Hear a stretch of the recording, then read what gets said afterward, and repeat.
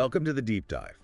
It's great to have you with us today because we're about to plunge into the history of a civilization that was huge, complex, and frankly often presented in ways that don't quite capture its incredible detail and, well, its human stories. That's exactly right. We're talking about the Ottoman Empire, an empire that, lasted for centuries, stretched across continents, and yeah, it's often viewed through that simple lens of rise and fall.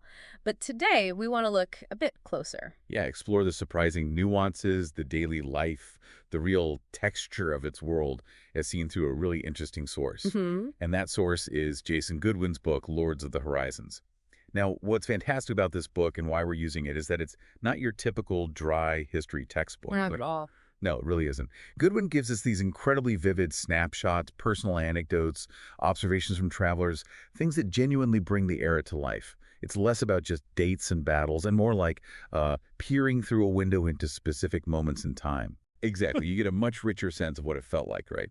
To live in that empire or to be part of its complex systems or even just observing it as an outsider, trying to figure out its unique character. Precisely. Grappling with what made it tick. So our mission here in this deep dive is to explore key excerpts from Goodwin's book together. We want to pull out the most important insights, the surprising details, and those little nuggets of knowledge that really help us understand, how the Ottoman Empire functioned, what challenges it faced, and what that world was really like. Think of us as your guides, basically, navigating this rich material to highlight what's most interesting and important for you to grasp. And just a note, since we know some of you might be encountering this history for school, maybe high school level, we're really going to aim for clear explanations and relatable examples, drawing them straight from the text. We want to focus on the fascinating stories hidden within the history. Absolutely. The goal is to give you a solid foundation, sure, but also some truly memorable takeaways, going beyond just the basic facts to really understand the spirit, the feel of the empire. Okay, great. So let's unpack this, starting right at the very beginning. The genesis of this huge empire. It wasn't like some massive organized state just appeared overnight. Goodwin tells us its roots were really deep in the borderlands among frontier warriors. Yeah, and this is a really crucial point the book emphasizes. Osman, the guy the empire's named after, he wasn't initially presented as some grand emperor figure, not at all. Okay. The text describes him as, well, basically just one warrior among equals, but one who was respected for having sound judgment. His initial role was super practical. How so? Well, taking these often mystical sayings from holy men, the Baba, and translating them into actual actions that benefited the group, finding better grazing lands, identifying good opportunities for, plunder. It was about survival, pragmatic game, right there on the frontier. So authority wasn't just top-down from the start. In these border areas where maybe formal state power was weak or didn't really exist yet, order and community were held together by other kinds of groups. Exactly. Things like charismatic religious sects, chivalric orders, sort of like knights' brotherhoods, trade guilds. These organizations had their own codes of behavior, their own loyalties. They imposed order where official authority was thin on the ground. And did those groups just fade away as the empire got bigger? That's what's fascinating, and the book points this out. They didn't just disappear, they actually persisted. Groups like the Bektashi dervishes became really influential later on, even within the elite Janissary soldiers. Other mystical groups kept offering alternative viewpoints, outside the official mainstream. Huh. So there was always this kind of tension, maybe, between the central power trying to grow and these other more local or informal ways of organizing things. Yeah, I think tension is a good word. It highlights a persistent theme throughout Ottoman history, this interplay between centralized authority and these embedded, often local, sometimes informal sources of order and identity. That's where it starts to get really interesting, isn't it? You begin with this sort of fluid frontier vibe, and then you watch it gradually shift towards something more formal, more recognizably a state. The early leaders, Osman and then his son Orhan, they started moving away from that initial, everyone's equal borderland thing. Yeah. The book points out specific symbols of this growing statehood. Right, like Othman getting his name mentioned in the Friday prayers. That was a huge deal. It's a traditional way of acknowledging a Muslim ruler's authority. Okay, so like a public declaration of legitimacy. Exactly. And then Orhan started putting his name on coins. That's another clear sign. Issuing your own money is a direct assertion of sovereignty. It's not just administrative stuff. These are big symbolic statements. It's a gradual process, turning respected war chiefs into the embodiment of the state itself. And Goodwin shows this reflected in their personal styles too, right? Osman and Orhan, they're described as eating with their men, looking after their own horses. Yeah, dressing simply. There's this amazing anecdote in the book. As late as the early 15th century, Sultan Murad II's mother died, and at the funeral, a stranger actually had to ask someone to point out the Sultan. No way. Because he just blended in. Apparently. He wasn't immediately identifiable by, fancy clothes or a huge entourage. Think about that, needing someone to indicate who the ruler of this growing empire was.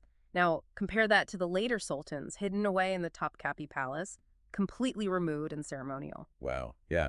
That really hammers home the massive transformation in what it meant to be the Ottoman ruler over time. It absolutely does. So, thinking about this early period, the book brings up a really key question. How did the Ottomans actually pull it off? Why did they succeed when other Turkish clans in Anatolia, like the Danishmends who also started frontier warriors, captured Byzantine cities? Why did they eventually just sort of run themselves into the ground, as Goodwin puts it? That is the central puzzle, isn't it? And Goodwin mentions that Sultan Murad actually had the history of those Danishmends translated, specifically to figure out why they failed. Smart. Yeah. The suggestion in the book leans towards a few possibilities. Maybe the Ottomans had a greater sense of destiny, perhaps fueled by that Ghazi ideal, the holy warrior thing, which gave them a strong purpose. Or maybe it was simply better organization, their ability to adapt, consolidate power quickly, bring conquered people or groups into their system while still keeping their own core identity strong. Maybe others just spread themselves too thin or couldn't manage the transition as effectively. It sounds like a mix of ideology and just good management, maybe? Potentially, yeah. A winning combination, it seems. Okay, and speaking of conquering, a massive part of the Ottoman rise involved their relationship, their clash, really, with the Byzantine Empire. Goodwin sets the scene for this, and it's pretty clear Byzantium was, well, way past its prime when the Ottomans really started making moves. Oh, absolutely. Byzantium was in a state of deep, deep decline. People often call it its twilight years. You have to remember the huge blows it had already suffered over centuries. Like what? Well, first, the Great Schism back in 1056. That split between Orthodox Christianity in Constantinople and Catholicism in the West. That was a major internal weakening, and it cut them off from potential allies in Europe. Right, the religious divide. But the truly catastrophic event, the one the book really describes in stark terms, was the Fourth Crusade in 1204. Ah, yes, the infamous one. Infamous is right. This wasn't even aimed at the Holy Land. It was Western Europeans, heavily pushed and manipulated by Venice, turning on and just brutally sacking Constantinople, a Christian city. The descriptions are horrifying. They really are. Historical sources, which Goodwin echoes, talk about crusaders looting churches, soldiers drunkenly putting a prostitute on the patriarch's throne in the Hagia Sophia, just ruthless plundering of sacred relics, icons, gold. The book lists things like pieces of the True Cross, St. Peter's chains, even supposedly Gabriel's feather being stolen. It wasn't just the material loss either, was it? It was cultural, historical. Incalculable. Goodwin notes that an incalculable store of books had perished in the flames, spreading doubt and mystery through the world. Imagine that loss. Devastating. And the empire itself fractured after that. Completely. Surviving Byzantine nobles set up little successor states elsewhere, like the Komneni family in Trebizond, the Paleologi in Nicaea. Even when the Paleologi managed to recapture Constantinople later in 1267, they came back to a city that was half in ruins. So the old imperial power was gone. Pretty much. The land empire was replaced by this patchwork ruled by, as Goodwin colorfully puts it, a rabble of Frankish lords, Venetian proveditores, Genoese mahonas, and local strongmen. The old mystique, the power, largely vanished. So by the time the Ottomans were seriously knocking on the door, Constantinople was sort of moldering, as the book says, and its wealth was overshadowed by Italian cities like Venice and Genoa, using Pera just across the water. Exactly. Pera became a major trading hub for them. And the Byzantine emperors, they were left with a much smaller realm and were constantly fighting amongst themselves. The book uses phrases like mutual blindings, insults, rebellions, and shriekery. This doesn't sound like a strong position to be in. Not at all. They were weak, fractured, just completely ill-prepared to face this dynamic, expanding Ottoman power coming out of Anatolia. And the Ottoman advance into this weakened Byzantine territory seemed almost easy in retrospect. The book calls it providential ease.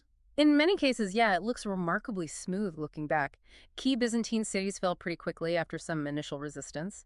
Bursa was taken in 1327 after a tough siege. Nicaea surrendered in 1329. Its defenders apparently spent 5 years vainly scanning the horizons for a relief army that never came. Ouch. And they got crucial access to the sea, too. Yes, when the neighboring Muslim territory of Caresi fell into their hands, that gave them access to the Sea of Marmara. And then came the really pivotal moment crossing into Europe.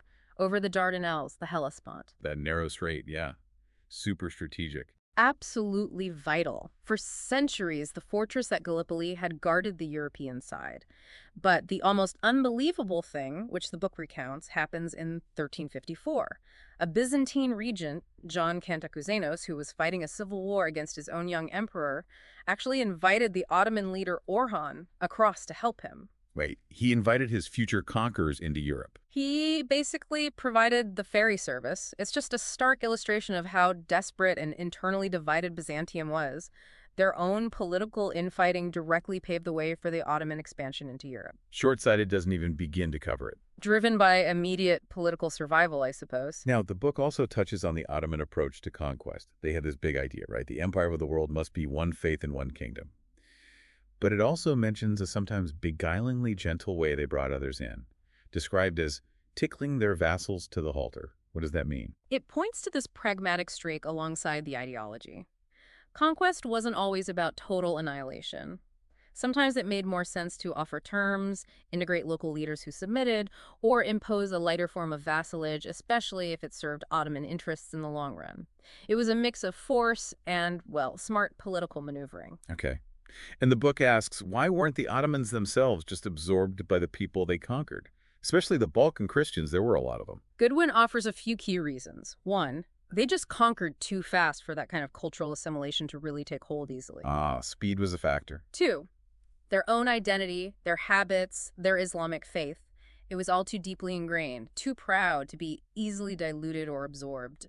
And maybe most critically, their organization, especially their military and administrative systems, was simply way more advanced compared to the fragmented, weakened state of Balkan Christianity at that time. They stayed distinct, a conquering force with a strong, resilient core identity. Okay, so moving past that initial expansion into Europe, we get into the era leading up to the empire's absolute peak. And this involves some really key sultans and defining moments. We start with Murad, right? Described as illiterate, son of just an emir, but he built a pretty substantial territory, 101,000 square miles, split between Europe and Asia by the time he died in 1389. Yeah, Murad really consolidated those early gains. He started putting a more formal state structure in place. But then you see a really significant shift with his son, Bayezid, nicknamed Yildirim, the Thunderbolt. Sounds dramatic. He was, and the book highlights his different background.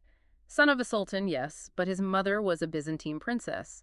This mixed heritage seems to have influenced his style, maybe made him a bit different, and this apparently led to some mistrust from the more conservative religious scholars, the ulema. He sounds like a character. Huge ambition, almost arrogant.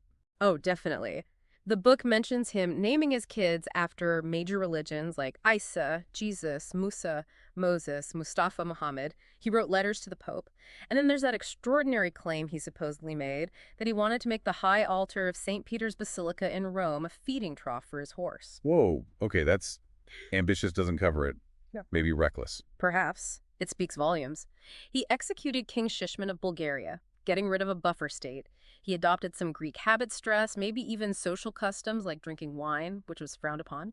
He asked the Caliph in Cairo to recognize him as Sultan of Rum, basically claiming rule over the old Roman lands from the Danube all the way to the Euphrates. He sounds like someone who just loved power and conflict. The book quotes him saying something like, "For this I was born, to bear arms and to conquer whatever is before me." He seemed to relish it. And he backed it up with speed, didn't he? Rapid expansion, especially in Anatolia. Incredibly fast. He really gobbled up Anatolia, consolidating most of the peninsula under his rule. By 1402, his territory had ballooned to something like 267,000 square miles, two-thirds of it in Asia. Wow. His campaigns were super aggressive, very effective. Secure one front, then immediately race off to campaign on another. But the book points out the downside of this speed. Which was? He made a lot of enemies. especially among the old ruling families in Anatolia whose lands he'd just seized. And apparently he was a bit careless about securing the loyalty of the new people he brought into his service. This combination, rapid growth, lots of resentment, maybe shaky loyalty underneath it, set the stage for disaster. And that leads us straight to Ankara, 1402, the massive confrontation with Tamerlane. Yep, Timur the Lame. A truly critical moment could have ended the empire right there. Bayezid's many enemies, especially those displaced Anatolian rulers, appealed to Tamerlane for help. And Bayezid made mistakes. Crucial strategic errors, according to Goodwin.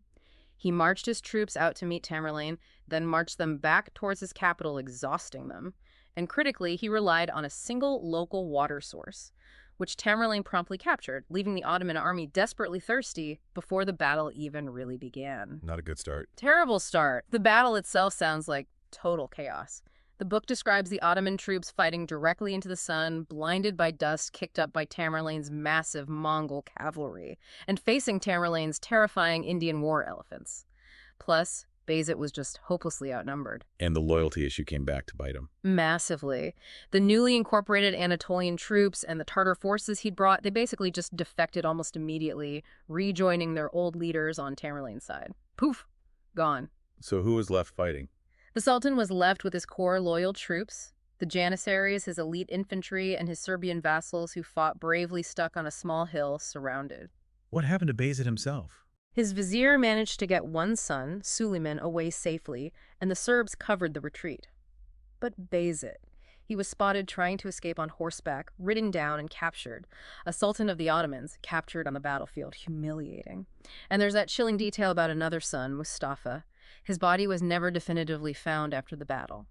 The historian Goodwin quotes notes grimly on whose account 30 men of that name perished. Meaning, Tamerlane probably executed multiple captives who claimed to be Mustafa just to make absolutely sure the potential pretender was eliminated. Brutal. This defeat must have been a massive shock. Profound. The book makes it clear. It plunged the empire into a long period of chaos, the Interregnum.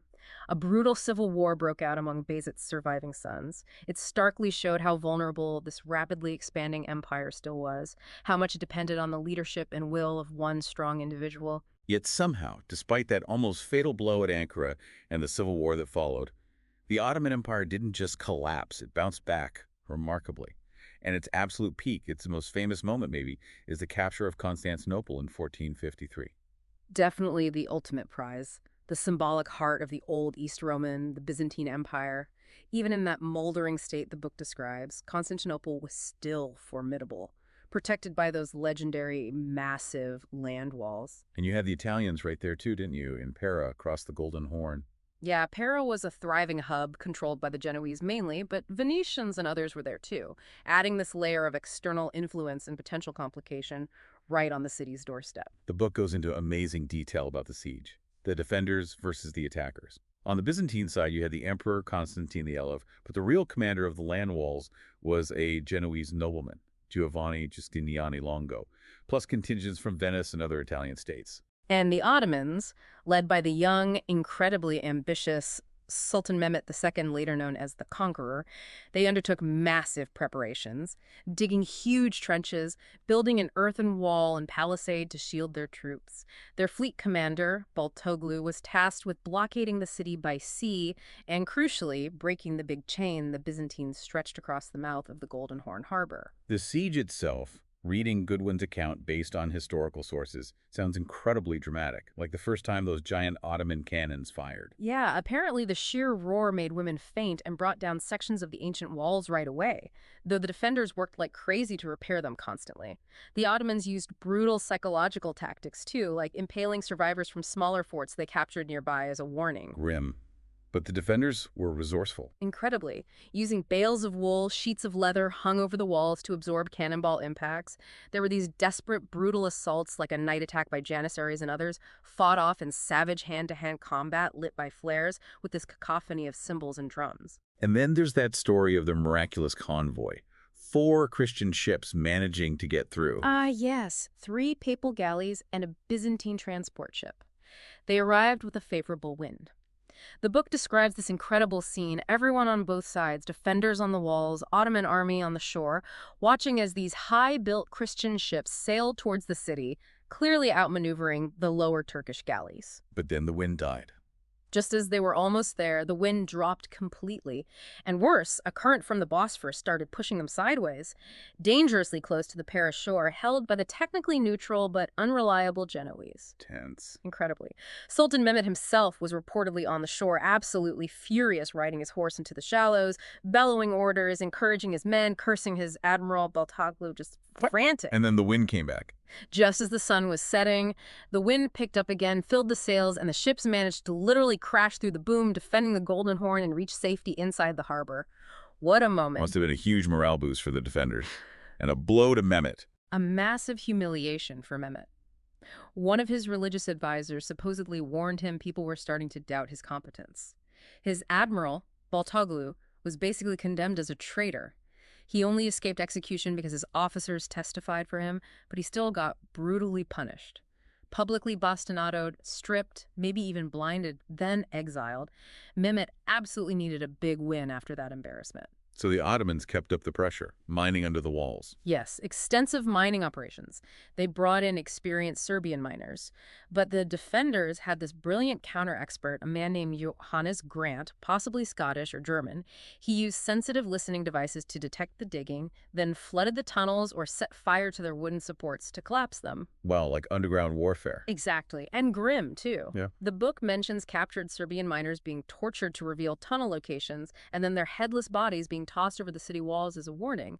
It was just incredibly brutal and determined on both sides. The night before the final assault, the book describes a scene in the Hagia Sophia. Sounds really poignant. It does. A final service was held in the Great Church, and for the first time in months, Orthodox Greeks, even those who fiercely opposed union with the Catholic Church, went into the church, which had been under Latin control. Everyone attended. Catalans, Greeks, the Catholic cardinal, priests from both sides, receiving communion, making confession together. A moment of unity in the face of doom. A spontaneous, desperate moment. But, as the book sadly notes, this powerful shared faith could do nothing to deflect the city's fate. The final assault began just hours before dawn. Yeah, 3 massive waves of attackers, maybe 50,000 men each, thrown against the vastly outnumbered, utterly exhausted defenders along those miles of walls. Bells were ringing frantically throughout the city. Nuns were apparently helping carry stones and water. People were praying in Hagia Sophia for that old prophecy that an angel would appear at the last moment and save the city. But the main assault force was held back. Yes. The Sultan's elite troops, the Janissaries, they were reserved for the honor of the final, decisive push. They advanced at the double, but in perfect order, their military bands playing so loudly they could supposedly be heard for miles across the water. Mehmet was right there, urging them on.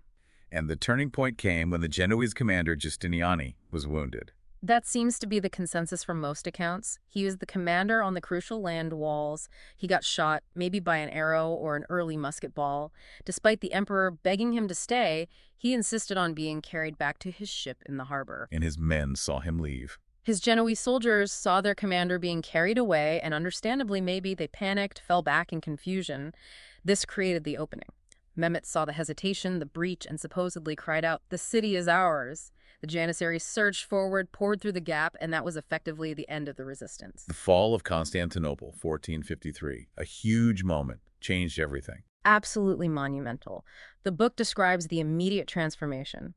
Asia came to Europe. The church became a mosque. Even little things started to shift. Turkish women reportedly began adopting the Byzantine style of veil. And Mehmet had a clear vision for the city. Definitely. Wow. Now, renamed Constantinople, it was going to be the new imperial capital, a fulfillment of Islamic prophecy, the capture of the Red Apple, as it was sometimes called, a symbol of Ottoman power. And he made it happen. It rapidly grew into one of the world's largest cities, this vibrant, incredibly diverse center, but governed by the pretty rigid rules of the Ottoman military state. But Mehmet was also quite pragmatic, wasn't he, in how he dealt with the conquered people, especially their religious leaders. Surprisingly so in some ways. He rode straight to the Hagia Sophia, yes, and an imam called the prayer, formally consecrating it as a mosque. That was non-negotiable. But he also immediately sought out Gennadius the scholar. He was a leading Orthodox figure, known for being fiercely against union with Rome. They found him in Edirne, where he'd been taken captive, literally bought in a job lot of slaves. Seriously. Yeah. Okay. But Mehmet treated him with great honor. He personally invested Gennadius as the new Orthodox Patriarch, gave him robes, held a ceremony. While Hagia Sophia became a mosque, the book notes 36 other churches were preserved for Christian worship. And Mehmet didn't stop there. He summoned the chief rabbi from Jerusalem, the Armenian patriarch from Bursa. So he was deliberately setting up a system to manage the different religious communities. Exactly. It was the foundation of what later became known as the Millet system, organizing and managing these diverse groups right from the start. And by capturing Constantinople, Mehmet could finally consolidate his power fully. He eliminated the last bits of Byzantine rule elsewhere, dealt with those old Anatolian rivals that had troubled his predecessors. Game over for Byzantium. It's interesting how some Greeks reacted too. The book mentions Kritovolos, a Greek judge who stayed and wrote a history, trying to understand both sides, urging reconciliation. Yeah, though the story of the last Paleologian rulers in Greece is pretty sad, their squabbling just made it easy for Mehmet to finish them off. Only one daughter, Zoe, escaped, married the Grand Duke of Moscow, Ivan III, and essentially passed the symbolic claims of Byzantium, the double-headed eagle, onto Russia. Okay, so Constantinople is the new capital. Yeah. Now, how did the Ottomans actually govern this huge, sprawling empire?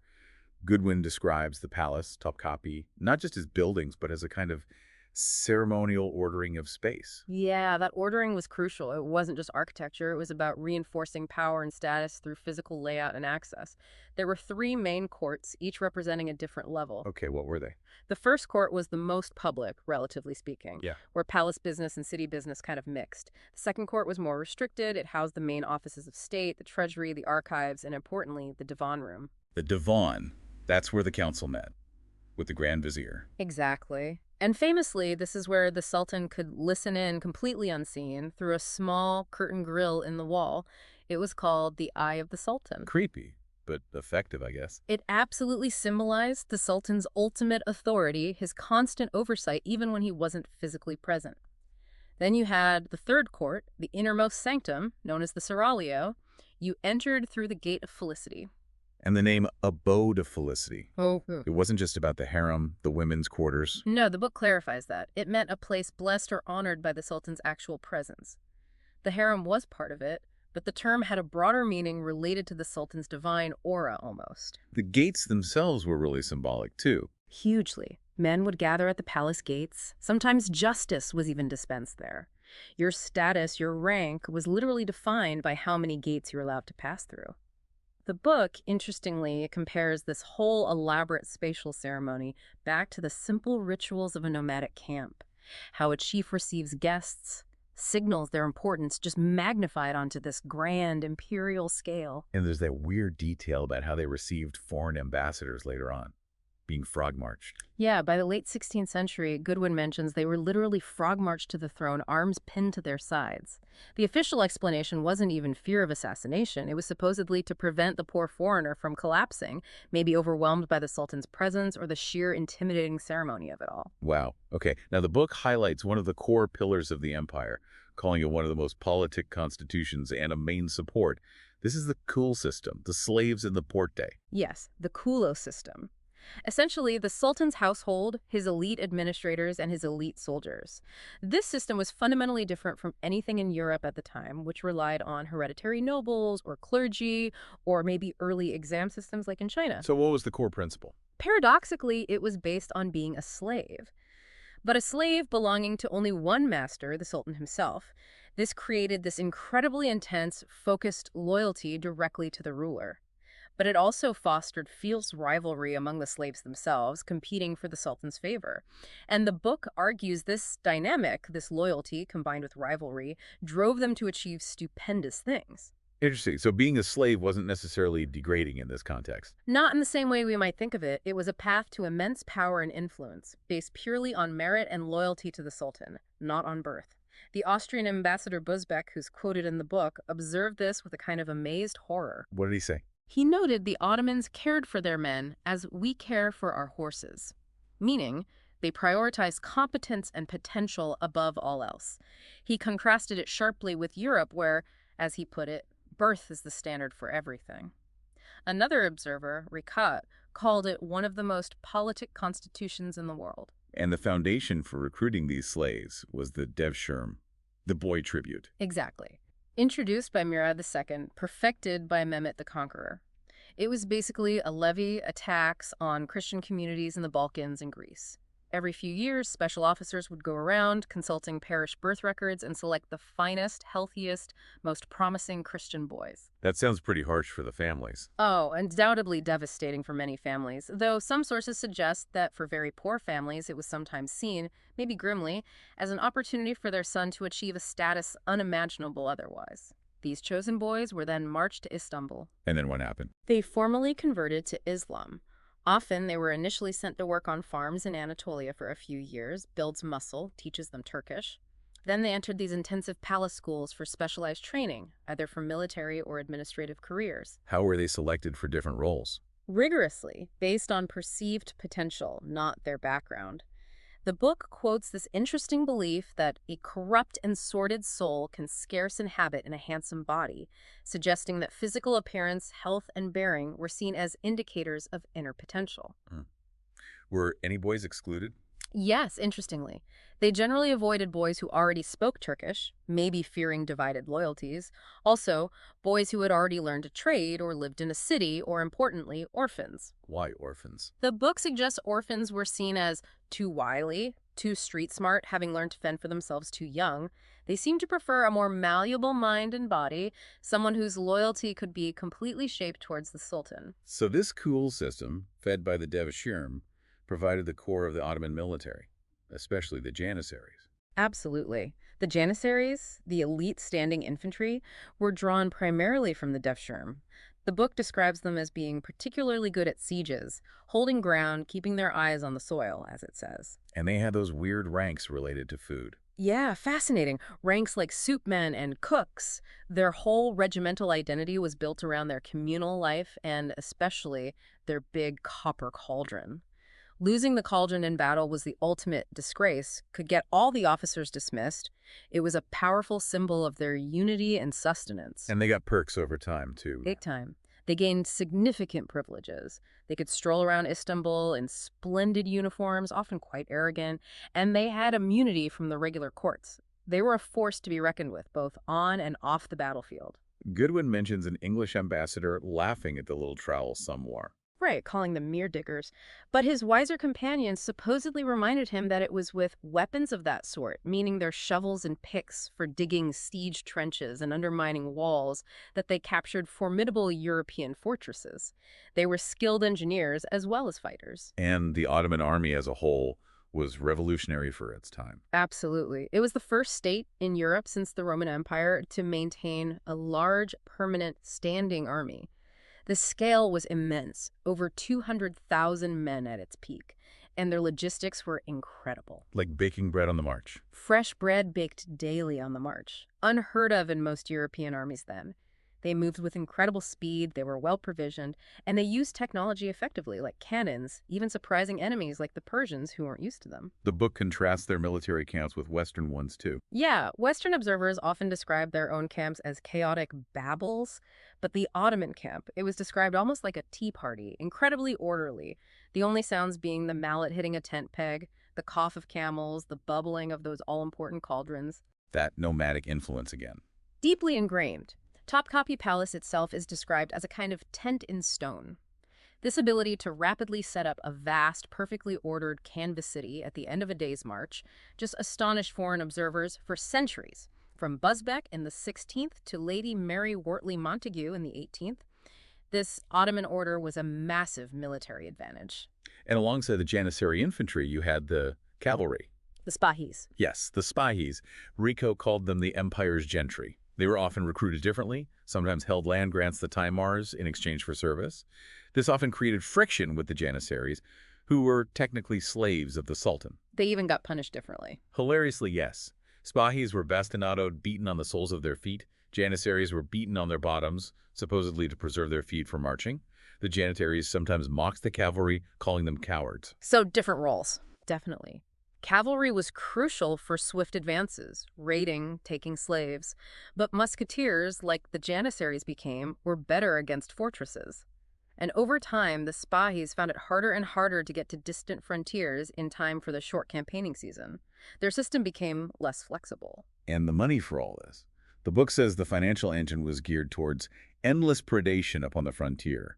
Booty, taxes, Timars. Largely, yes, especially in the expansionist phase. Booty from campaigns was significant. New taxes were imposed on conquered populations, and the Timar system was key. Remind us how the Timar system worked again. It granted parcels of land, often newly conquered land, to cavalrymen. In return, they had to provide military service, bringing equipped soldiers with them when called up. It was a brilliant way to mobilize resources, reward soldiers, and administer new territories without needing a huge, cash-based bureaucracy initially. But, crucially, it relied on continued expansion to provide new lands to grant. Which implies problems if expansion slows down. Exactly, a point we'll definitely come back to. Okay, so the empire reaches its absolute peak, politically and militarily, under Suleiman the Magnificent. His reign was incredibly long, wasn't it? Pushing borders further than ever, but maybe also finding the limits. That's a good way to put it. Suleiman's reign is fascinating and complex. Goodwin portrays him as having these immense aspirations, this grandeur, but also being plagued by suspicion, bouts of gloom, intense personal passions. His reign is described chillingly as being coiled round with a silken garrote, hinting at that constant threat of sudden, politically motivated death that hung over everyone at the top, including his own family. He sounds powerful, but also capable of real ruthlessness, especially within his own circle. Extremely ruthless when he felt it necessary. The book mentions him having his closest friend and incredibly capable Grand Vizier, Ibrahim Pasha, suddenly strangled in his sleep after dinner one night. No warning. Just like that. Wow. And his family life was tragic, too. Deeply so.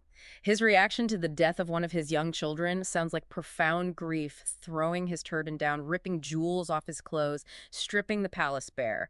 But then you have the absolutely chilling account of him watching from behind a screen as his popular, capable eldest son, Mustafa, was strangled by deaf-mute executioners. Why? Did he think Mustafa was plotting against him? He'd been led to believe so, yes. Likely fueled by intense court intrigue, possibly involving Suleiman's powerful wife Roxolana, who wanted her own sons to succeed. It's a dark episode. And it didn't end there, did it? Another son, Bayezid, rebelled. Yes, later in the reign. Bayezid made a bid for power, was defeated, fled to Persia, their rival, and was eventually handed over by the Persians to Suleiman's agents and executed, along with his sons. So Suleiman essentially eliminated his most capable potential successors. Tragically, yes. These brutal decisions, whether driven by genuine fear of rebellion or court manipulation, came at immense personal cost, and they ultimately left the empire to his only remaining viable son, Selim II, often just called Selim the Sot, or the Drunkard. He was Roxolana's child, not exactly the heir Suleiman might have hoped for. In his later years, did Suleiman change? The book mentions instinctive morbidity. Yeah, it suggests a darkening mood. He started dressing plainly, getting off simple earthenware plates. He also became more focused on promoting orthodox Sunni Islam, elevating the position of the Grand Mufti, the chief religious jurist, to something almost like a Muslim patriarch. Bursbeck, the Austrian ambassador observing the old sultan near the end, famously described him as a metaphor of empire rotting and majestic. Powerful image. But despite all this internal darkness and tragedy, Suleiman's reign saw huge military successes, right? Like taking Rhodes. Absolutely. Rhodes in 1522 was a major victory. The Knights of St. John had held that island for 2 centuries, using it as a base to raid Muslim shipping, support Christian pirates, massacre prisoners. It was a real thorn in the side of Ottoman trade routes, affecting grain supplies, cash flow, even pilgrims going to Mecca. And the fortress was supposed to be impregnable. Virtually. Huge garrison, cutting-edge defenses for the time. The book even mentions the defenders included an inventor of an early stethoscope made of cowhide and, bizarrely, a Christian son of Suleiman's own great-uncle Kim, who had ended up with the Knights. So how did Suleiman take it? Through a massive, costly siege. He succeeded where his father Mehmet II had actually failed decades earlier. But notably, after the surrender, Suleiman showed a degree of respect for the defenders. He praised the Grand Master, Philippe Villiers de l'Isle Adam, for his valiant defense and reportedly expressed sorrow at having to displace him. What happened to the key figures? The stethoscope guy and Sem's son? Apparently, the Knights managed to smuggle the stethoscope inventor out, but Sem's son was handed over and executed. The Knights themselves were allowed to leave with honors in 1523. They eventually ended up in Malta 10 years later, but their departure left the eastern Mediterranean pretty much open to Ottoman dominance. Then came the huge battle in Hungary-Mohacs, 1526. The book paints a picture of Hungarian weakness beforehand. Deep political weakness, yeah. Fractured nobility, constant infighting. And they had a young, inexperienced King Louis II. When Suleiman invaded, the Hungarian nobles were forced to unite, but they made terrible strategic mistakes. Like camping in a bad spot. Exactly. Camp between a marsh and the river Danube.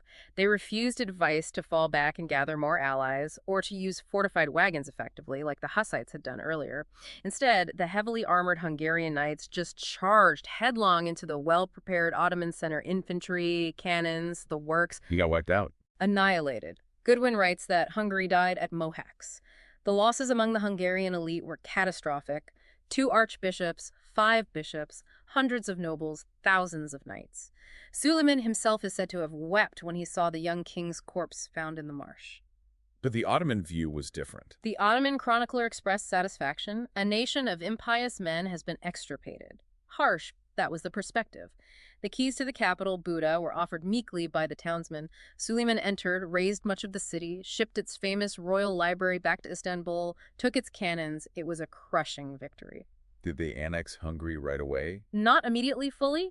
It began a gradual process of absorption. Initially, Suleiman appointed a vassal king, John Zapoya, but the Habsburg Emperor Ferdinand of Austria also claimed the Hungarian throne, leading to decades of conflict. Eventually, Suleiman took direct control of central Hungary, demanding tribute from Ferdinand for the parts he held. Hungary was effectively partitioned and drawn into the Ottoman domains. Suleiman's ambitions went even further, didn't they, towards Vienna in 1529? Yes. The Siege of Vienna in 1529 represented the high water mark of his push into Central Europe. But this campaign ran into serious trouble. What kind of trouble? The weather, mainly. Terrible autumn rains turned the roads into impassable mud. They had to abandon their largest, most powerful siege cannons miles behind. It was a logistical nightmare. And they got held up. Yeah, by the unexpectedly stubborn defense of a tiny town called Guns, or Kőszeg, in western Hungary. Its small garrison put up this incredibly gallant, almost foolhardy resistance for nearly a month, repeatedly repelling assaults. Like a mini Constantinople siege. In a way, yeah. They eventually negotiated a surrender, but the delay was critical. By the time the Ottomans reached Vienna, the campaigning season was too far advanced for a long, difficult siege of such a major city, especially without their biggest guns. Suleiman hoped the main Habsburg army would come out and fight him in the open field, but they wisely refused, staying behind Vienna's walls. So even at the height of Ottoman power, Vienna held. Did this mark a limit? It certainly suggested one. The logistical challenges of campaigning so deep into Europe, the resilience of major fortifications, the difficulty of forcing decisive battles 1529 perhaps foreshadowed the limits of Ottoman expansion in that direction, even under their most powerful sultan. Okay, so we move past Suleiman's golden age, and the book suggests a pretty clear turning point. Starting around the 17th century, the empire begins to, well, falter, as Goodwin puts it. Yes, there's definitely a sense in the book that the dynamic changes. The Mediterranean, once a key focus, becomes more of a sideshow. The Islamic spirit, as Goodwin phrases it, seems to stagnate. How does he contrast this with Europe at the time? He paints a picture of Western nations being, querulous and disunited, constantly fighting amongst themselves, but finding a kind of vigor and progress through those very disagreements and competitions. The Ottomans, on the other hand, having already, in their view, won the big battles, suppressed the major arguments, got the law written down, they tended to cling ever more rigidly to the past in a spirit of narcissistic pride. Believing they already had all the answers. Kind of. But here's the amazing thing. Despite this growing rigidity, this internal stagnation, the empire didn't just collapse. It defied predictions for centuries. The book calls it a miracle of a kind, a prodigy of decay. A prodigy of decay. That's a striking phrase. Isn't it? Sir Thomas Roe, an English ambassador back in 1621, described it as an old body, crazed through with many vices. But this crazed old body somehow managed to hang on, outlasting major rivals like the Russian Tsardom and the Habsburg Empire in terms of its continuous state existence. It only started losing significant territory much later in the 19th century. So what was going on inside during this long period of prodigy of decay? What were the internal issues? Well, the book highlights several major shifts in the power structure. One big one was the change in how potential heirs to the throne were raised. Instead of going out to govern provinces, gain military experience like early sultans did, they're confined to special apartments within the harem, the cage, or cafes. Locked away. How did that affect them? Profoundly. They grew up isolated, often in fear, surrounded by intrigue, with no practical experience of ruling or leading armies. The book mentions Sultan Ahmed III feeling really uncomfortable having lots of attendants in his bedroom simply because he wasn't used to it. A stark contrast to the warrior sultans of earlier centuries. So you get sultans who aren't really prepared for the job. Often, yes. And the whole relationship between the sultan and his elite slaves, the kepakulori, the janissaries, and palace officials, it flipped. The book says the sultan became increasingly in the grip of those meant to serve him. Power wasn't just wielded by the sultan, it was something quarreled over mercilessly by competing factions, protégés, powerful figures within the palace and government. The world felt, well, more frightening, more unstable than it had in Mehmet the Conqueror's time. And this instability showed up in practical ways, like sultans being overthrown. Absolutely. Frequent depositions, even murders of sultans.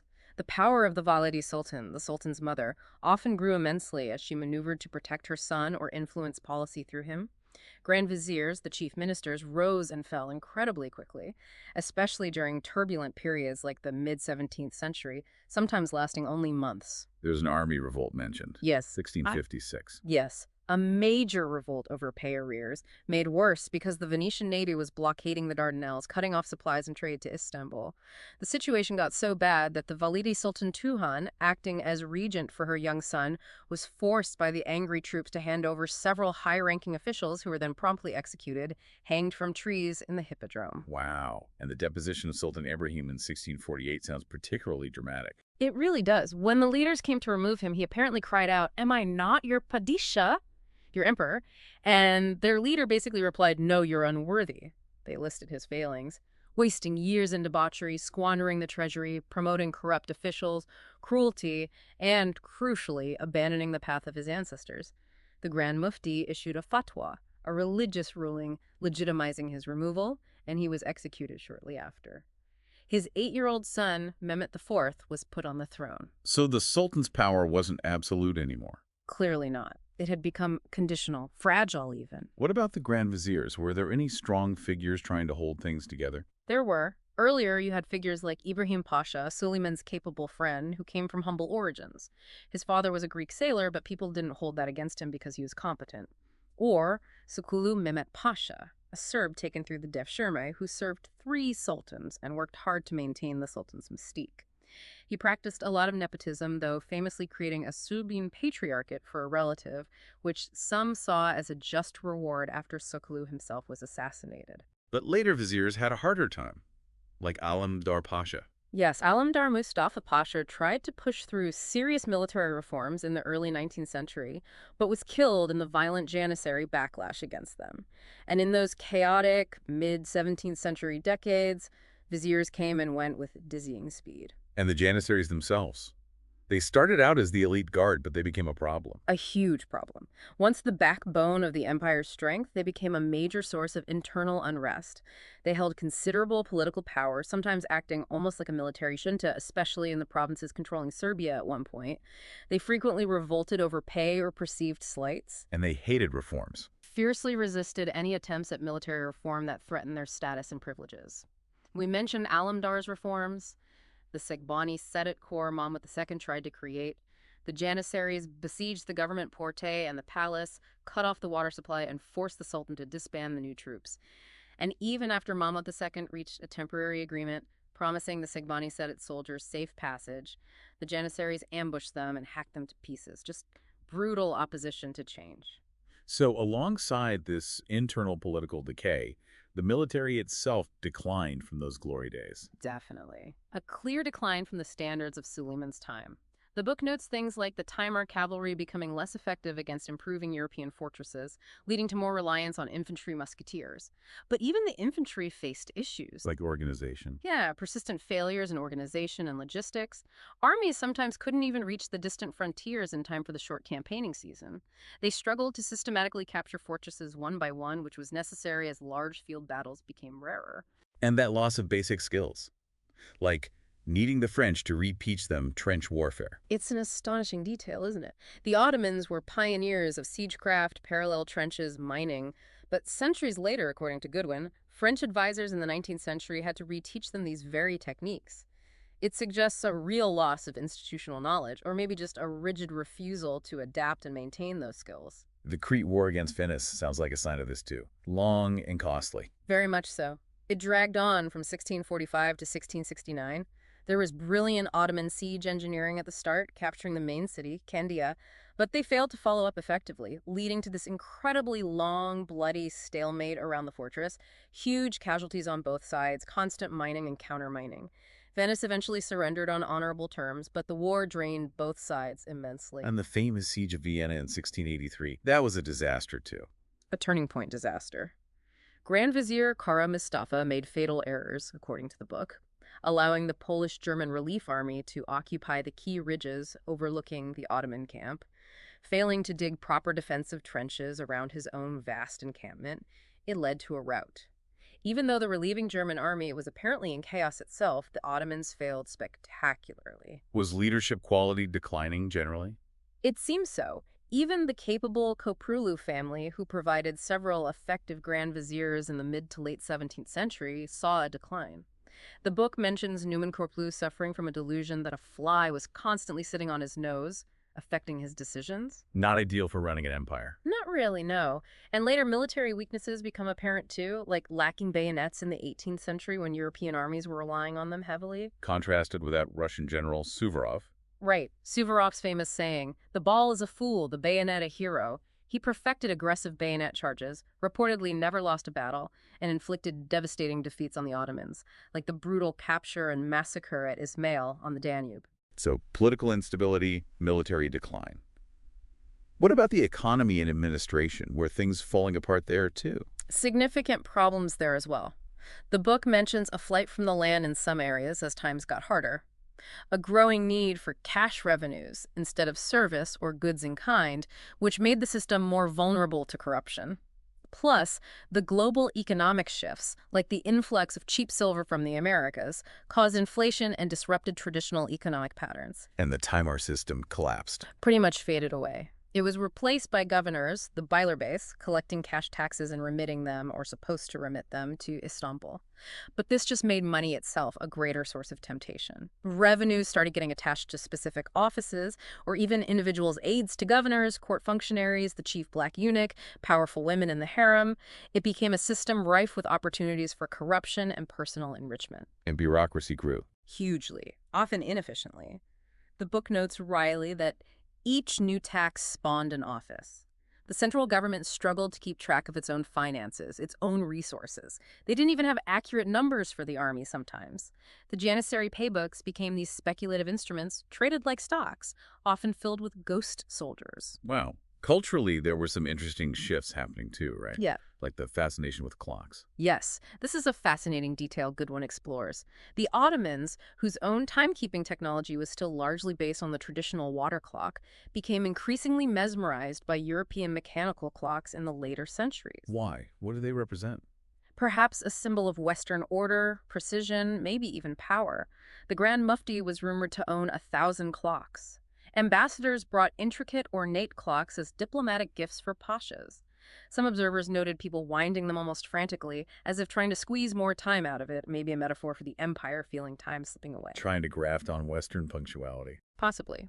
It contrasted sharply with the traditional, more fluid concept of time governed by the lunar calendar, which the book suggests gave the empire a peculiar feeling of transcendence, a remove from the material world's solar cycles. Embracing the clock was embracing a different way of thinking about time itself. There was also that trend of Frankishness among the elite and Turqueries in Europe. Yeah, a two-way street of cultural borrowing or maybe fascination. Ottoman elites started adopting French styles in gardens, furniture, decor. Simultaneously, Europe had this craze for Turqueries, romanticized, often inaccurate, depictions of Ottoman life in art, fashion, and theater. Were new institutions being introduced? This slowly, sometimes patchily. The book mentions a fire brigade being organized by a French renegade. And finally, a Turkish printing press was established by Ibrahim Mutafarrika in the early 18th century. That seems late. Very late compared to Europe. And it faced obstacles. They got permission, but initially only for non-religious books. They needed help from the Jewish community, imported type from Europe. Its output was pretty limited for a long time. Still, it was a start. But despite these attempts at change, there was still this underlying Ottoman swagger, an assumption of superiority. Yes, the book captures that persistent pride, that assumption that everything in their world was inherently bigger, better, more proper. But this increasingly clashed with the visible reality of decline. Like that anecdote about the powerful hosts not having enough to eat. Exactly, a stark contrast between official grandeur and underlying poverty or decay. And the constant military defeats eventually forced even subtler minds within the elite to wonder if maybe, just maybe, something could be learned from the infidels after all.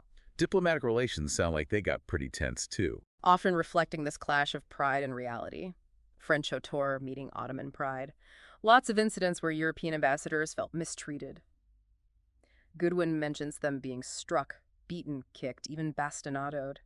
A stark contrast to the generally respectful treatment Ottoman ambassadors received in Europe. There was deep mistrust. And negotiations were difficult. Like, for that treaty, Kukuk-Kainarji. Hugely important treaty with Russia in 1774, marking a major shift in power. But the negotiations themselves apparently got bogged down in ridiculous arguments over protocol, like whether the Russian ambassador should get an upholstered chair or whether the Ottoman governor should cross a river first to meet his Russian counterpart. It speaks to the prickly pride and perhaps the difficulty in facing new realities. Okay, so we've seen the central power, the palace, the military, the administration. But the empire was always this incredible mix of different peoples and places. How was that managed? The millet system seems key. Absolutely fundamental. It wasn't really about organizing people by where they lived or their ethnicity in the modern sense. It was primarily about organizing them by their religion. So Orthodox Christians, Jews, Armenians. Yeah. They were distinct communities. Exactly. The millet system allowed these non-Muslim communities considerable autonomy. They could govern themselves according to their own religious laws, run their own schools, handle internal disputes like marriage and inheritance, as long as they stay loyal, kept the peace, and crucially, paid their taxes. So you belong to your religious group first and foremost. In many ways, yes. Your primary identity within the empire, beyond maybe your village or guild, was your millet. The book stresses this layered sense of belonging. You belong to the retinue of some powerful figure, or a guild, a regiment, a religious fraternity, or your village, and overarching that was your millet community. The Muslim community, of course, was regulated directly by Islamic law, the Sharia, which the Sultan had a duty to uphold. And the book gives examples of places that had amazing autonomy within this system, almost like little empires within the empire, Imperium and Imperio. Yes, some fascinating examples. Ragusa, modern Dubrovnik on the Croatian coast, is a prime one. They were clever, getting permission from the Pope early on to trade with the Ottomans. The Ottomans then took them under their wing, letting them thrive as this semi-independent merchant republic. Becoming the Ottoman Venice. Pretty much to the real Venice's annoyance. Yeah. Ragusa flourished, even taught the Turks gun-making. Their income from trade far exceeded the tribute they paid. They had this unique political system with incredibly short terms of office, a rector elected monthly, other officers weekly, the castle governor for only 24 hours. Yeah. Maybe to prevent anyone getting too powerful. Wow. Any other examples? Chios, the Greek island, is another. After the Ottomans kicked out the Genoese who previously controlled it, Chios gained significant autonomy. They were spared the devshirm, the boy tribute. They handled their own taxes collectively. They kept strong trade links with Italy in the west, stayed wealthy. The book suggests Ottoman protection was actually surer and cheaper than the precarious rule of Genoa had been. And they kept some Genoese traditions. Yeah, interestingly, little things like putting salt in babies' mouths for luck, beliefs about fairies, first-footing traditions at New Year, even architectural styles, and sending sons to university in Padua. It shows how these local identities could be complex blends. And on Chios, Greeks moved into administrative roles that had been denied them under the Genoese. So lots of different niches where groups could operate. Exactly. Goodwin emphasizes there were any number of other imperiae, these pockets where different groups found ways to exist, manage their own affairs, even thrive. The Ottomans reserved the glory of war for themselves, but they didn't monopolize talent in trade, administration, crafts.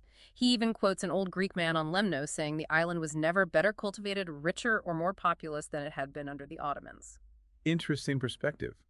Goodwin also dives into some specific communities, painting vivid pictures, like the Albanians and Circassians. Yeah, coming from poor, rugged mountain regions, often relying on their physical prowess, becoming soldiers, bodyguards, known for being stylishly dressed, famously described by Lord Byron.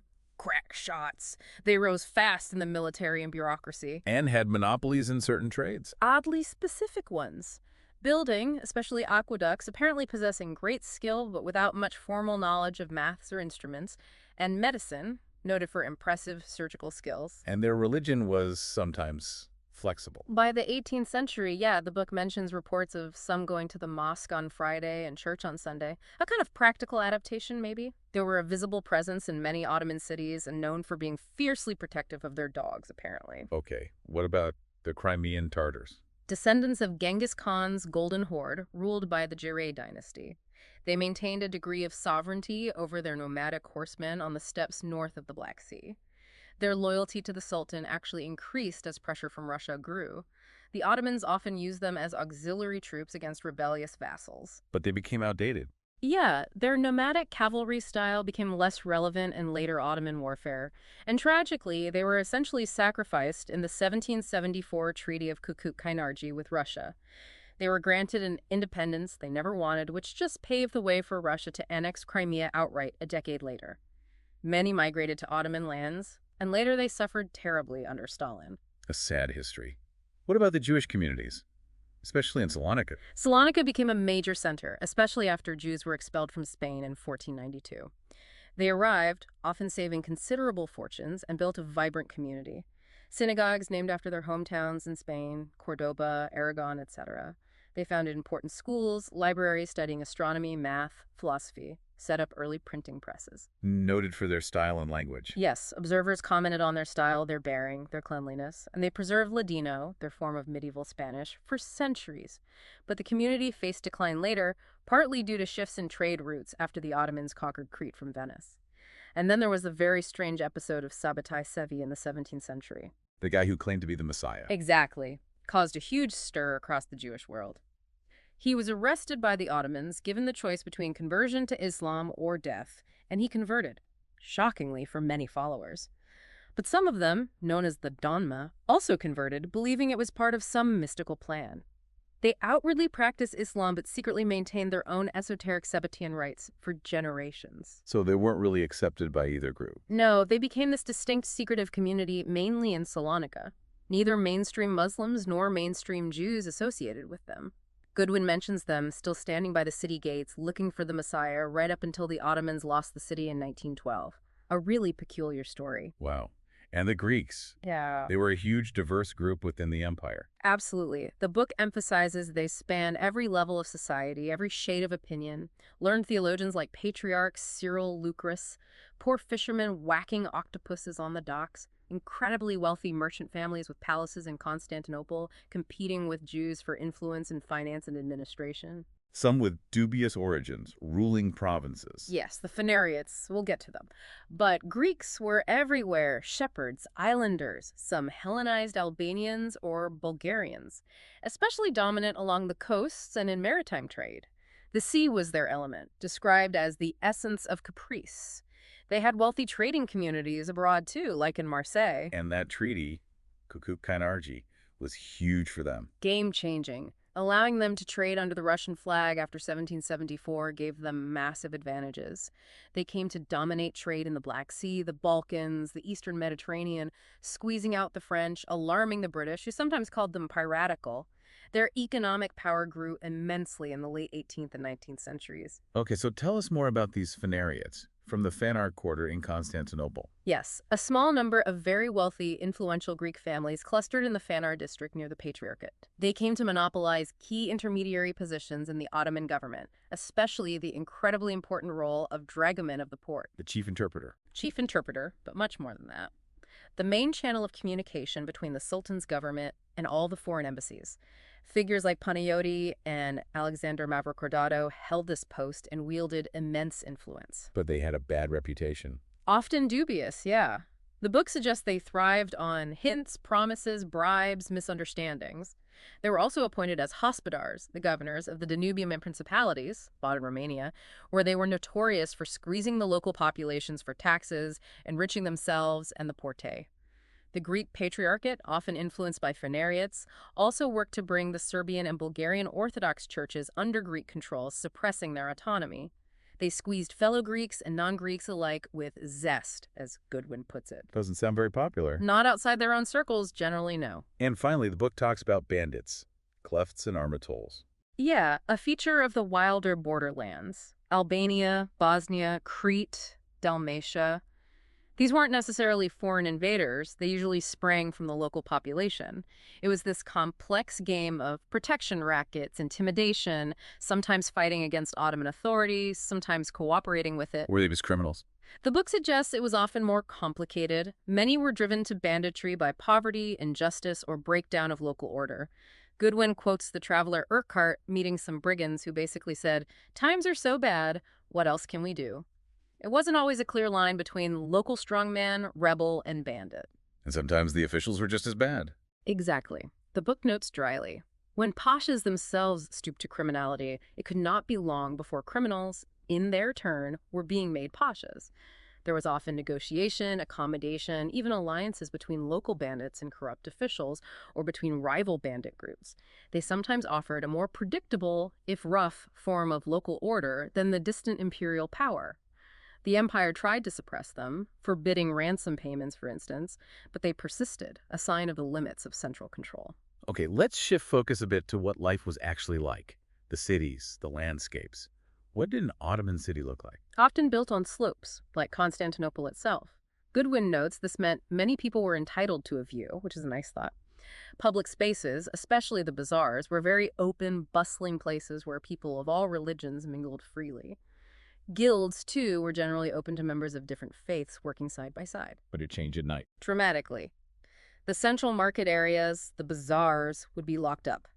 The streets patrolled by watchmen with dogs. There wasn't much tolerance for strangers wandering around after dark. It helped keep crime relatively rare in the city centers. If you were a traveler, your needs were met centrally at the Han or caravanserai the inn. And strangers weren't always welcomed with open arms. Especially if they seemed to be there just for pleasure or, worse, observation. Goodwin recounts the artist Edward Lear sketching in Albania. A crowd gathered, got angry, started shouting, "Shaitan, devil," because they objected to being written down, depicted, measured by this outsider. Suspicion of foreigners could be strong. What about city walls? Western visitors found the lack of them strange. Yeah, many Ottoman towns, especially inland, didn't have the imposing defensive walls or citadels common in Europe. Often, the Pax Ottomanica, the general peace imposed by the empire, made them unnecessary for centuries. So from a distance, these places might not even look like towns to a Western eye, lacking those familiar fortifications. Muslim features like minarets tended to dominate the skyline. People were moving around a lot, though. Constant movement. It was an empire built on movement. Timuriot soldiers riding off to campaigns, bureaucrats being transferred between provinces, the Kapudan Pasha, the Grand Admiral, sailing with the fleet, nomads migrating seasonally with their herds, even the Sultan making ceremonial journeys, like going to Edirne for the great hunts. And trade was big. Huge scale. Caravans could be massive. The book mentions one arriving in Damascus that took days just to settle in and unload. Cities like Belgrade were described by travelers as having shops as sophisticated as anything in Italy or Germany at the time. Did the Ottomans themselves trade much? Less so than their subject peoples like the Greeks, Armenians, or Jews. The Ottoman elite tended to focus on governing and warfare, but they taxed trade heavily and facilitated it through things like the capitulations. Ah, yes, those agreements with European powers. Right. Granting favored nation status, lower tariffs, legal privileges to the French, then the English, the Dutch, starting in the 16th century. The main goal for the Ottomans was ensuring a regular supply of needed goods from Europe. These agreements included the principle of extraterritoriality, basically letting foreign communities police themselves within Ottoman cities. Venice, especially, had a huge commercial presence, generally preferring advantageous treaties over outright war with the Ottomans. Life in the cities wasn't always easy, though. plague and fire. Constant threats, especially in crowded Istanbul. The city was regularly swept by devastating plagues and massive fires that could destroy entire districts of wooden houses overnight. Goodwin quotes the Baron de Tott saying people in Istanbul often dated events by the year of a major plague, famine, rebellion, or fire. Thackeray, visiting in the 19th century, supposedly saw 15 fires break out in the Pera district alone in just 1 month. Wow. And the landscapes could be harsh, too. Very much so. The Balkans. Rugged mountains, narrow defiles, depth snows in winter, often poor, miserable villages hidden under thick oak forests. Thrace could be dry and scorching hot. Sulphurous medicinal springs were common in many areas. Extreme weather seems like a recurring theme. Definitely. Balkan winters could literally freeze soldiers solid. Autumn in Hungary and around Istanbul meant deep, clinging mud. Istanbul winters were also muddy and damp. Summers could be oppressively hot and humid. There's even a record of the sea freezing over in the Marmara and Golden Horn in 1428, the ice thick enough to break the seawalls.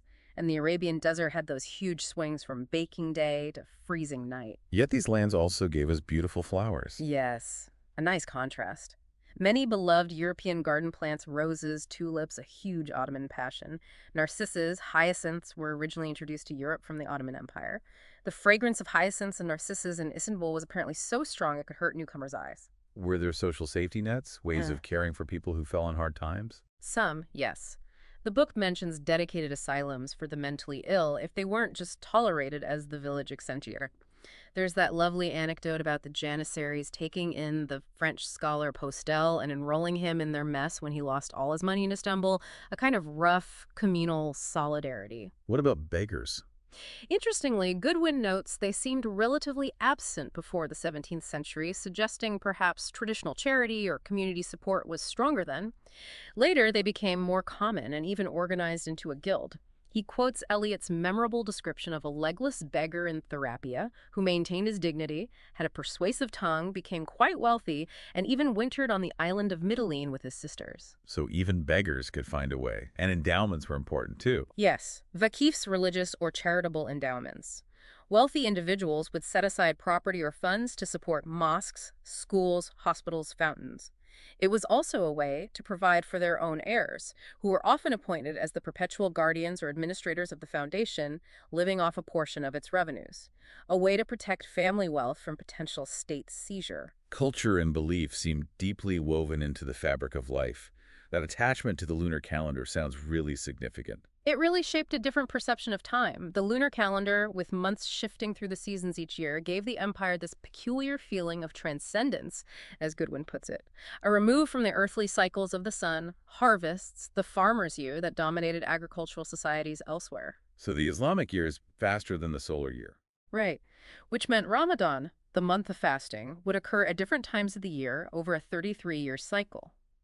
Fasting during the long, hot summer days was incredibly hard, forbidden even to swallow your own spittle, but it was also seen as a time of intense spiritual focus and potential ecstasy. Nights became like days, days like nights. The constantly changing moon itself symbolized, for many, the essentially illusory nature of time itself. And the moon was a powerful symbol generally. Hugely important. The crescent moon became the symbol of the empire and the faith, and daily rhythms were marked by prayer times. Interestingly, the dread hour was at midnight, but high noon, when the devil was thought to have power, only to be blasted back by the midday call to prayer, Allahu Akbar, God is most great. Caravans traveled by moonlight, too. Especially in the desert, yes. Traveling by night to avoid the brutal daytime heat. The appearance of the morning star was the signal for caravan breaking, time to stop and rest. And there were mystical beliefs alongside Orthodox Islam, like Bedreddin. Yes, the book touches on figures like Sheikh Bedreddin in the early 15th century, who preached radical ideas about the divinity of change, that everything was constantly being created and destroyed, no real separation between this world and the next, everything existing in a single moment. This kind of frontier mysticism coexisted, sometimes uneasily, with the more formal, legalistic Islam of the scholars in the state. Finally, the book gives us these rare glimpses into the Sultan's private world. Inside the palace, the harem. Fleeting glimpses, often from outsiders who maybe saw more than they should have. There were important rituals. Only the Sultan performed the girding ceremony with the sword of Osman at Uyut Mosque upon accession, visiting Mehmet the Conqueror's tomb.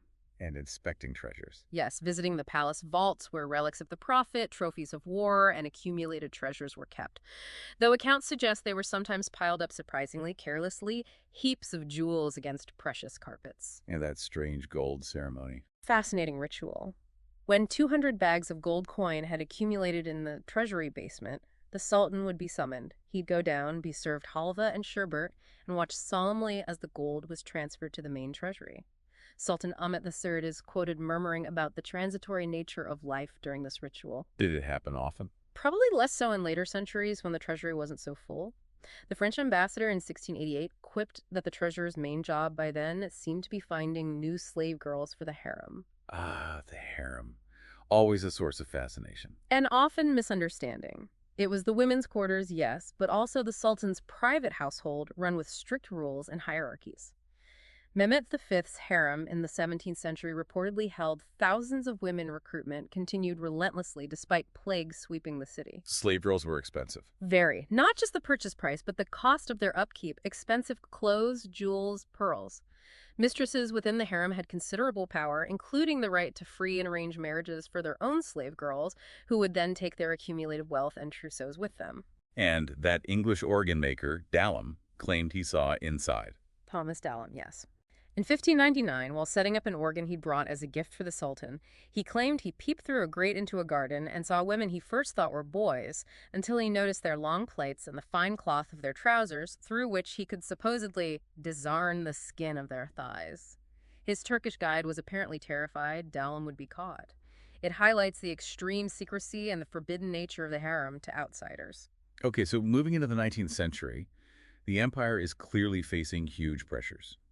The book calls the Crimean War in 1854 the overwhelming entry of the West. Yeah, it was a critical moment. The immediate cause was Russia occupying the Danubian principalities, modern Romania, sparking fears across Europe, especially in Britain and France, that Russia was about to seize Constantinople and control the Bosphorus and the Black Sea. So Britain and France joined the Ottomans against Russia. Exactly. An unlikely alliance driven by geopolitical strategy preventing Russian expansion. The Ottomans, with their Western allies, won the war. The resulting Treaty of Paris in 1856 formally guaranteed the Ottoman Empire's independence and territorial integrity. On paper, it looked like a success, maybe even a contrast to how European powers were carving up places like China at the time. But there was a downside. A huge downside. The war was incredibly expensive for the already struggling Ottoman treasury. This, combined with the costs of the ongoing Tanzimat reforms, attempts at modernization, and the Sultan's increasingly lavish spending on glamorous new European-style palaces and parties along the Bosphorus, it forced the empire into taking out massive, ruinous loan issues on the European markets, as Goodwin says. So deeper in debt and dependent on Europe. Exactly. It increased their economic vulnerability significantly. And internally, that loss of cohesion and central authority just continued. The book describes the empire calcifying, getting encrusted with these peculiar polities and local powers that thrived in the vacuum of initiative from the center, like eccentric lodgers who just wouldn't leave. What are some examples of these? Things like the unique monastic republic of Mount Athos, which had governed itself for centuries. Ancient Greek monasteries like St. Catherine's in Sinai holding charters of liberty supposedly granted by the Prophet Muhammad himself. And even individual resistance, that story of the old lady near the Seraglio, whose house the Sultan wanted to demolish for a building project, but she refused to sell, and her property rights were ultimately respected. Wow, even against the Sultan. It shows the limits of absolute power in practice, and the persistence of tradition and local rights. You also had the growing power of provincial notables, the ayin, who often controlled large areas almost independently. The old system of direct central control through timar holders was long gone, replaced by this complex, often corrupt system of tax farming and powerful regional intermediaries. And attempts at reforms still faced massive resistance. Oh, yeah. The state tried to clamp down on perceived sources of dissent, closing coffee houses again in the 18th century, punishing smokers, but the mutinous Kaffeeklatsch and soldiers clinging defiantly to their pipes showed how hard it was to enforce central will against popular habits or vested interests. Like the Janissaries resisting military reforms? The ultimate example. Mahmud II's determined efforts to create a modern army in the early 19th century met with that incredibly violent Janissary backlash we discussed, costing Alamdar Pasha his life. Mahmud himself only survived by ruthlessly eliminating rivals, including having his own nephew Mustafa strangled.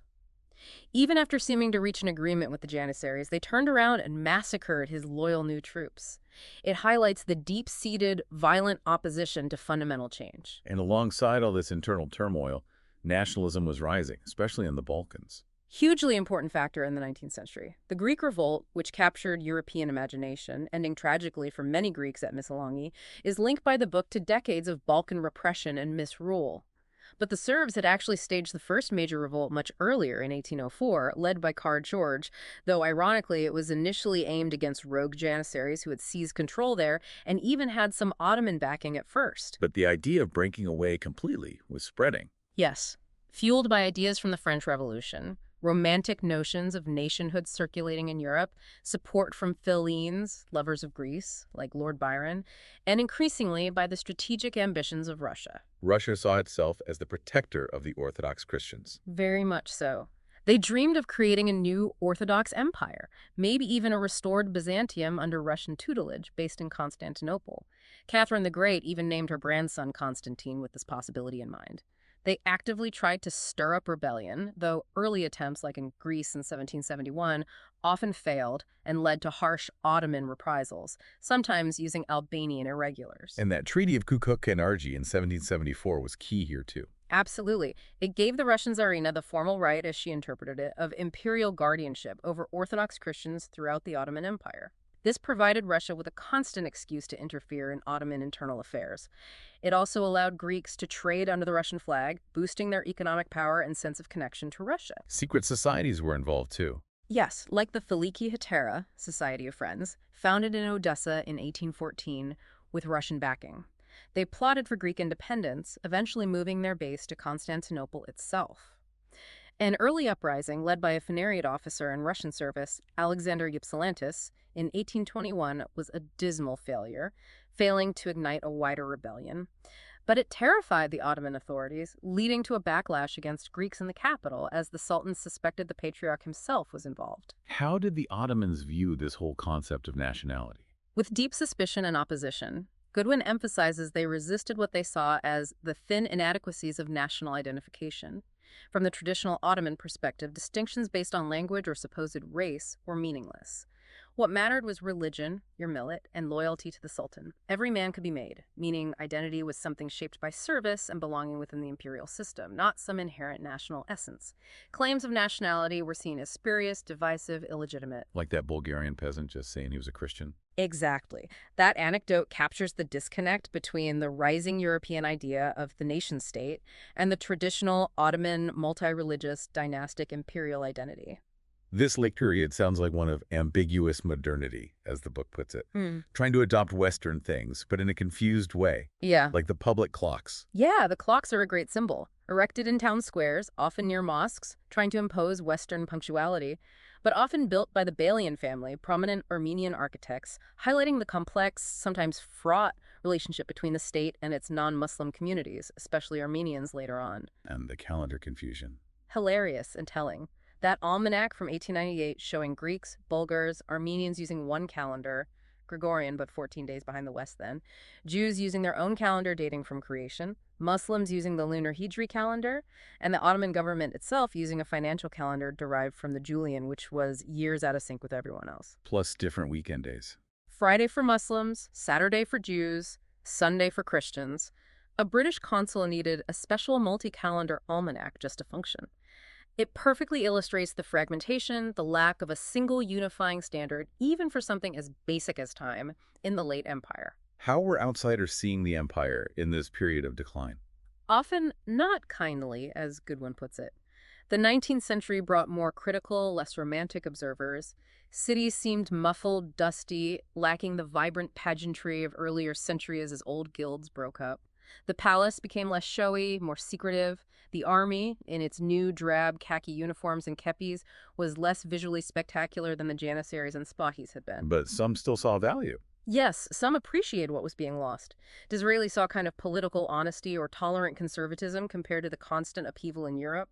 French writers especially remained fascinated, seeing the Ottoman world as a storehouse of emotions, a place of extremes, fascinating indolence, and a rich inner life contrasting with outward poverty. But many practical-minded observers just saw decay and inefficiency and despaired. The book ends that section with a powerful quote from Diametzes, seeing Constantinople pass by. Yes, Edmondo Diametzes in 1896, describing standing on the Galata Bridge and seeing all of Constantinople pass in an hour.